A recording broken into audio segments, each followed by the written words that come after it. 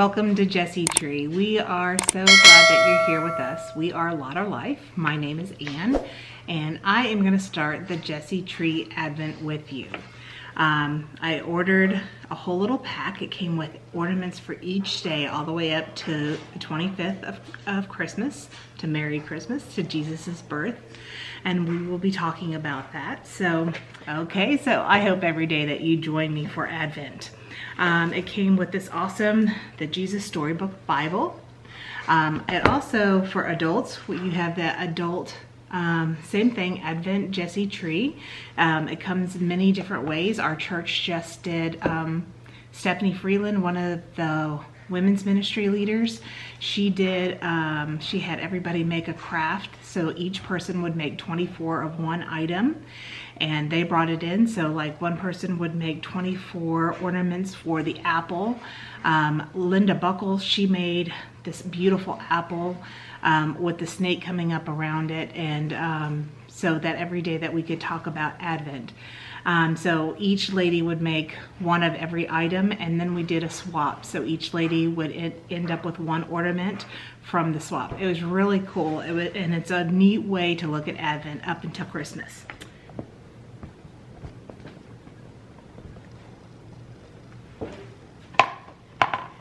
Hey, good morning. Welcome to Lautarlife. I'm Ann.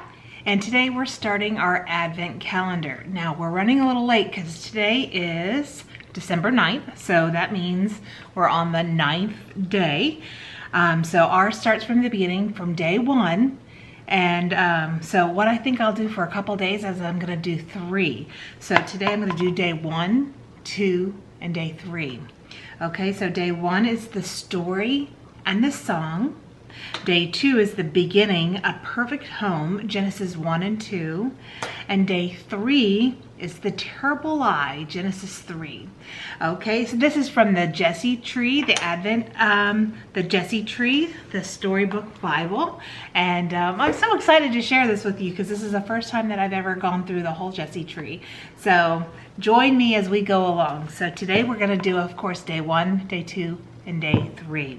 So let me go ahead and read to you from day 1, which is the Bible, the very, very beginning. The story and the song. The heavens are singing about how great God is, and the skies are shouting it out. See what God has made. Day after day, night after night, they are speaking to us. And that's from Psalms 19, 1 through 2. God wrote, I love you. He wrote it in the sky and on the earth and under the sea. He wrote his message everywhere because God created everything in his world to reflect him like a mirror, to show us what he is like, to help us know him, to make our hearts sing. The way a kitten chases her tail, the way red poppies grow wild, the way a dolphin swims. And God put it into words too and wrote it in a book called the Bible. Now, some people think the Bible is a book of rules, telling you what you should do and what you shouldn't. The Bible certainly does have some rules in it. They show you how life works best. But the Bible isn't mainly about you and what you should be doing. It's about God and what he has done. Other people think the Bible is a book of heroes, showing you people you should copy. The Bible does have some heroes in it, but as you will soon find out, most of the people in the Bible aren't heroes at all. They make some big mistakes, sometimes on purpose. They get afraid and run away, and at times they're downright mean. No, and the Bible isn't a book of rules or a book of heroes. The Bible is most of all a story. It's an adventure story about a young hero who comes from a far country to win back his lost treasure. It's a love story about a brave prince who leaves his palace, his throne, his everything to rescue the ones he loves. It's like the most wonderful fairy tale that has come true in real life. You see, the best thing about this story is it's true. There are lots of stories in the Bible, but all the stories are telling one big story. The story of how God loves his children and comes to rescue them. It takes the whole Bible to tell this story, and at the center of the story, there's a baby. Every story in the Bible whispers his name. He is like the missing piece in a puzzle, the piece that makes all the other pieces fit together. And suddenly you can see a beautiful picture. And this is no ordinary baby. This is the child upon whom everything would depend. This is the child who would one day, but wait. Our story starts where all good stories begin, right at the very beginning. All right, we're going to do day 2, the beginning, the perfect home, Genesis 1 and 2. The beginning of a perfect home. In the beginning, there was nothing, nothing to hear, nothing to feel, nothing to see, only emptiness and darkness, and nothing but nothing. But God was there, and God had a wonderful plan. I'll take this emptiness, God said, and fill it up. Out of the darkness, I'm going to make light. And out of the nothing, I'm going to make everything. Like a mommy bird fluttering her wings over her eggs to help her babies hatch, God hovered over the deep, silent darkness. He was making life happen. God spoke. That's all. And whatever he said, it happened. God said, "Hello, light," and hello, light shined into the darkness. And God called the light day and the darkness night. "You're good," God said, and there they were. Then God said, "Hello, sea, hello, sky," and a great space opened up wide and deep and high. "You're good," God said, and they were. God said, "Hello, land," and there splashing up through the oceans came cliffs and mountains and sandy beaches. "You're good," God said, and they were. "Hello, trees," God said. "Hello, grass and the flowers," and everything everywhere burst into life. He made buds bud, shoots shoot, flowers flower. "You're good," God said, and they were. "Hello, stars," God said. "Hello, sun, hello, moon," and whizzing into the darkness came fiery globes spinning round and around, whirling orange and purple and golden planets. "You're good," God said, and they were. "Hello, birds," God said, and with a fluttering and flapping and chirping and singing, birds filled the skies. "Hello, fish," God said, and with a darting and dashing and wriggling and splashing, fish filled the seas. "You're good," God said, and they were. Then God said, "Hello, animals," and every one came out to play. The earth was filled with noisy noise, growling, gobbling, and snapping and snorting and happy scuffling. "You're good," God said, and they were. God saw all that he had made, and he loved them, and they were lovely because he loved them. But God saved the best for last. From the beginning, God had a shining dream in his heart. He would make people to share his forever happiness. They would be his children, and the world would be their perfect home. So God breathed life into Adam and Eve, and when they opened their eyes, the first thing they ever saw was God's face. And when God saw them, he was like a new dad. "You look like me," he said. "You're the most wonderful thing I have ever made." God loved them with all his heart, and they were lovely because he loved them. And Adam and Eve joined into the song of the stars and the streams and the winds and the trees, and the wonderful song of love to the one who made them.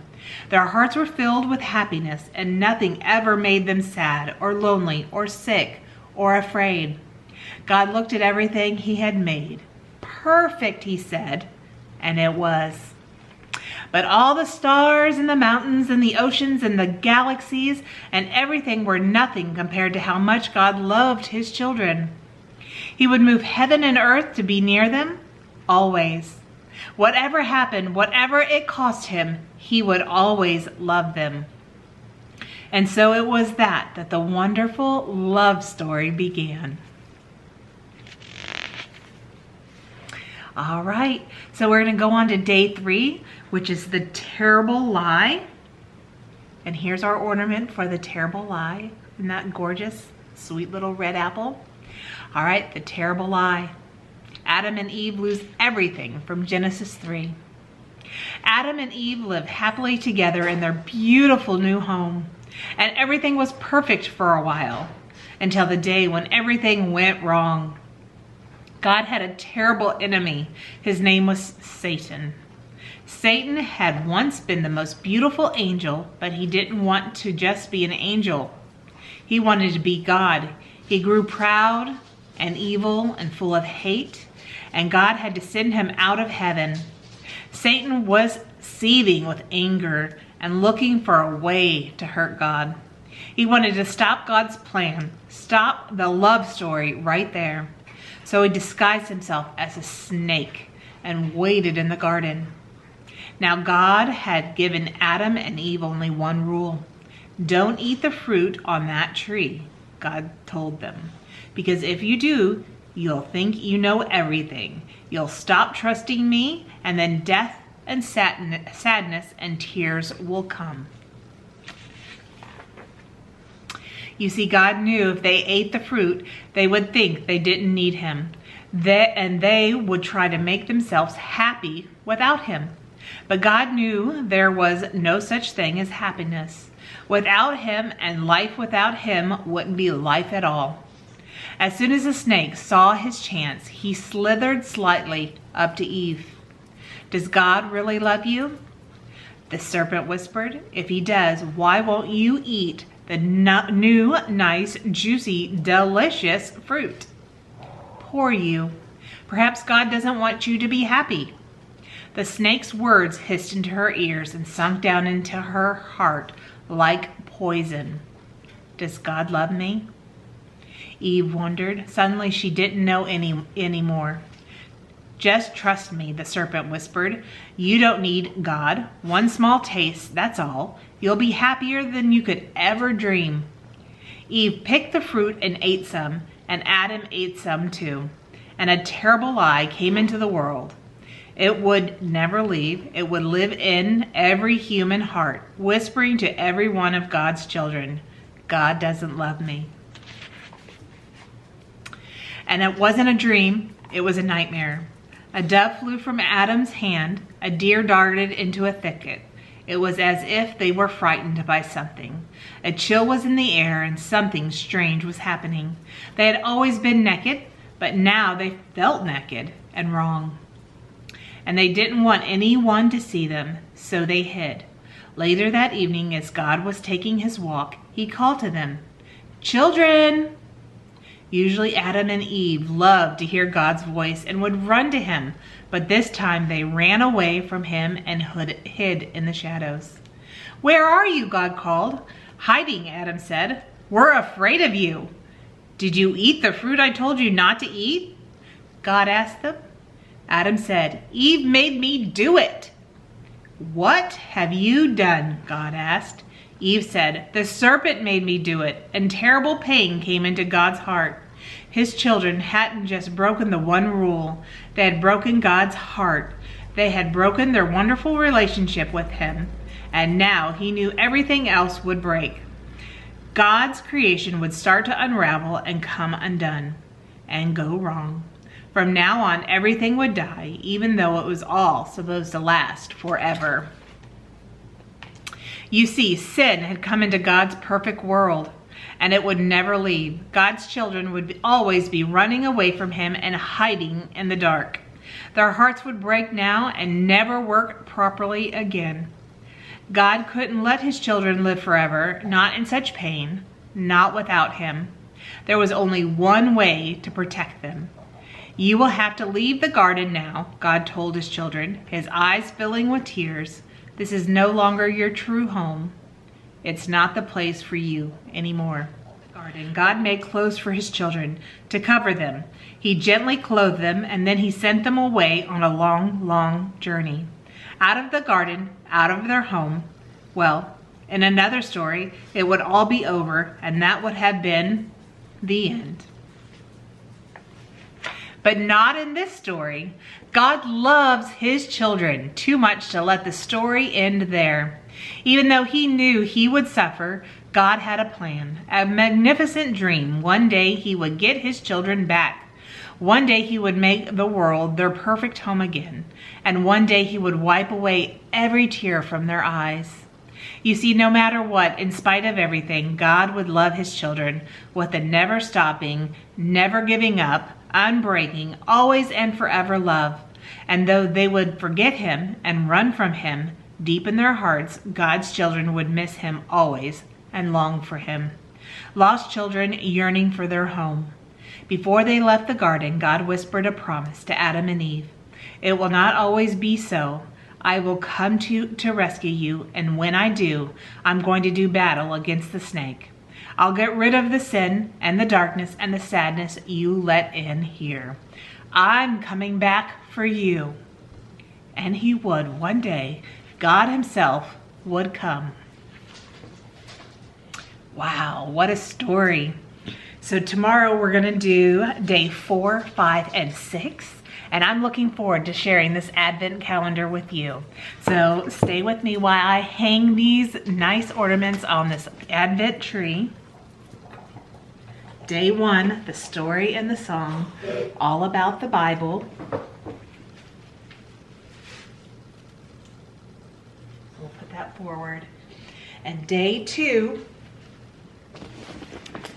the beginning, a perfect home.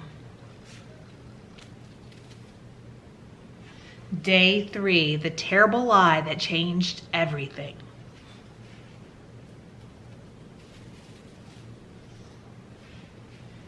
Okay, I hope you enjoyed the first 3 days of Advent with me, and tomorrow we'll do day 3, 4, and 5. If you stay on the vlog, we're going to continue and we're going to make some Christmas cookies for friends. Okay, we'll talk to you soon. Bye. All right, so we are going to make some chocolate chip cookies. This morning while I was out, we went by Ulta, and I just kind of wanted to show you. There was this great deal that they had at the front door, 5 for $10. Let's see. So I'll show you the bag. Over at Ulta, they had a great makeup, smudger. I got 2 palettes of eyeshadows. Thought would be super cute to stocking stuff for my daughter-in-law and my daughter.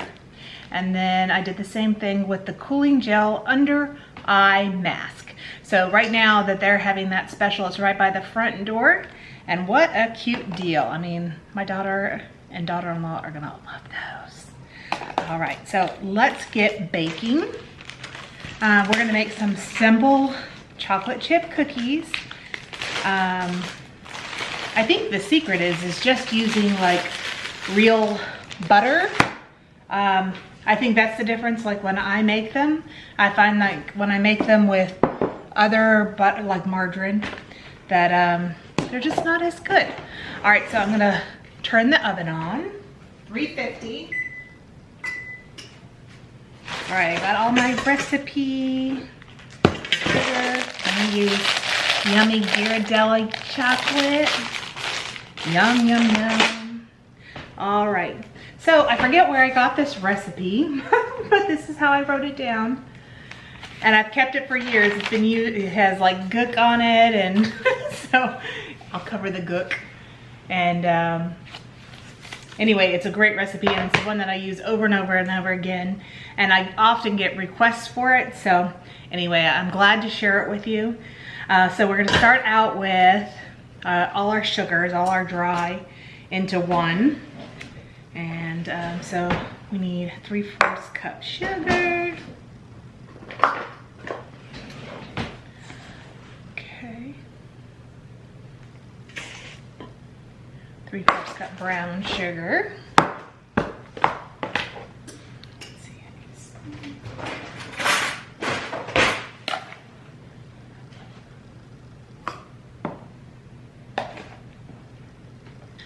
So I was out Christmas shopping this morning.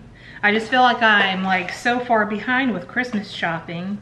Normally by now I have most of it done, but this time I feel like I'm rushed. Our son is over in Japan, and I have to get his stuff sent out. I wanted to get it sent out at the end of November, but my mother-in-law was visiting for the whole month, so I just got really behind, so I feel like I'm super behind. All right, so brown sugar, we'll save the butter, vanilla, egg, and then the flour. So 2 1/4 cup flour. That's not the flour, Ann. Let's see.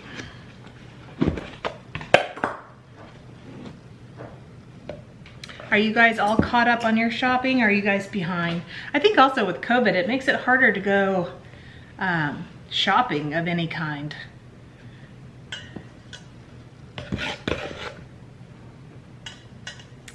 All right.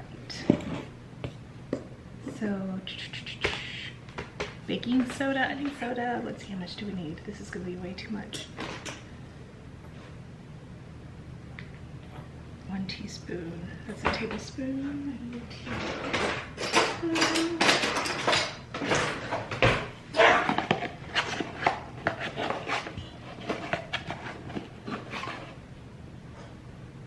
Okay. Teaspoon. I need salt. Need some salt. All right. 1/2 teaspoon. I did flour last, so I got ahead of myself. Just chit-chatting with you guys. I'm getting ahead of myself. Okay, so now I'm back. I'm back. I think I saved it, which will be fun. And then I'll pour it in the mixer bowl. All right. So the sugars, let's see, get the butter. And this one. 1, 2. Need to grab an egg. Crack an egg in. Clean up as we go. Alrighty.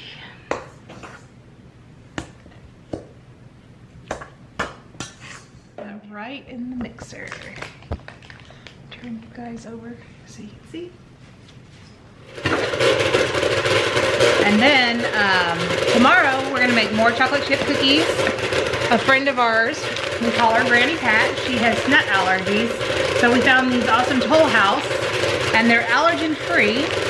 So they are free from peanuts, tree nuts, egg, milk, wheat, soy, fish, and shellfish. So they are gonna be perfect for her. So I'll make those for her. But I was so excited to find these because normally she can only have the Hershey's chocolate, and because they're made in a nut-free area. So anyway, she'll love that. All right. All right, my favorite part is to add the chocolate.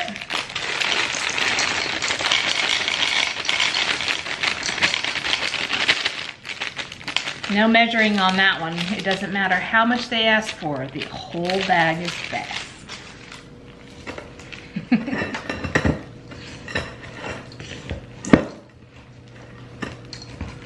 Dough is a little thicker than normal because I didn't thaw my butter first. I mean, if you want it a softer dough, you make sure that you thaw your butter really well.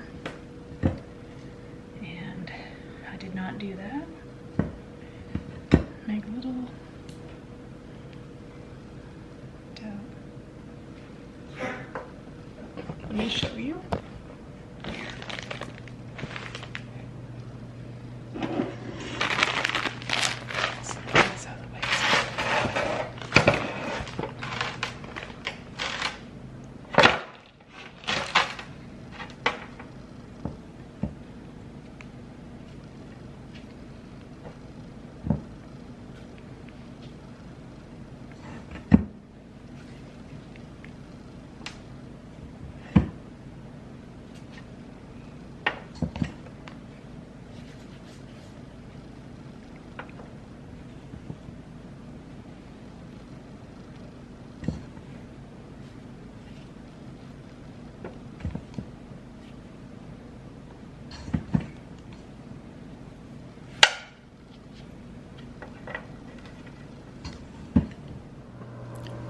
Let's take a look to see if the cookies are done yet.